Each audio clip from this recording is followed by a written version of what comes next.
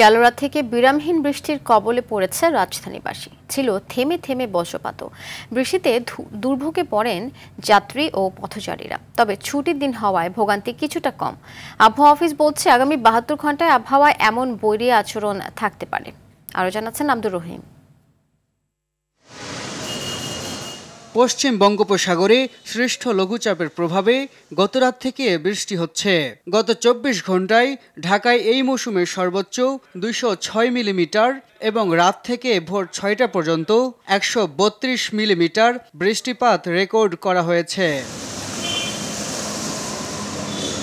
আবহাওয়া অফিস বলছে আগামী কয়েকদিন ভারী এবং অতি ভারী বৃষ্টি ও বজ্রপাতের পূর্বাভাসও রয়েছে। সকল সমুদ্র বন্দরসমূহকে বিশেষ করে চট্টগ্রাম, কক্সবাজার, মংলাবাং, পায়রা সমুদ্র বন্দরসমূহকে 3 নম্বর স্থানীয় সতর্কতার সংকেত দেখিয়ে যেতে বলা হয়েছে।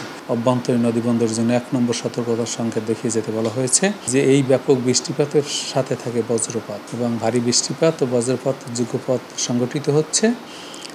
তবে এর তীব্রতা 3 দিন পর অনেকটাই কমে যাবে। এদিকে রাত থেকে বিরামহীন বৃষ্টির কারণে রাজধানীর বেশ কয়েকটি গুরুত্বপূর্ণ সড়কে সৃষ্টি হয়েছে জলাবদ্ধতা।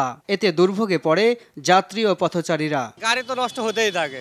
এই তো পানি জমলে পরে গাড়ি দেখছেন কি অবস্থা, ও তো অনেক গাড়িগুলো নষ্ট হয়ে রয়েছে পিছনে। রাস্তায় প্রচুর পরিমাণ পানি জমে গেছে, গাড়ি বের হতে পারতেছে না, যেগুলো বের হইতেছে এগুলোও ডিস্টার্ব দিতেছে। এই সমস্যা তো প্রতি বছরই হয়।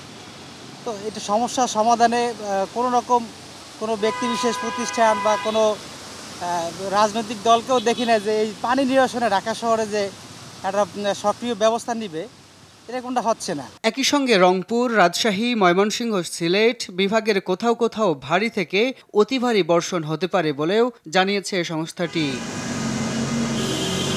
আব্দুর রহিম, RTV, ঢাকা।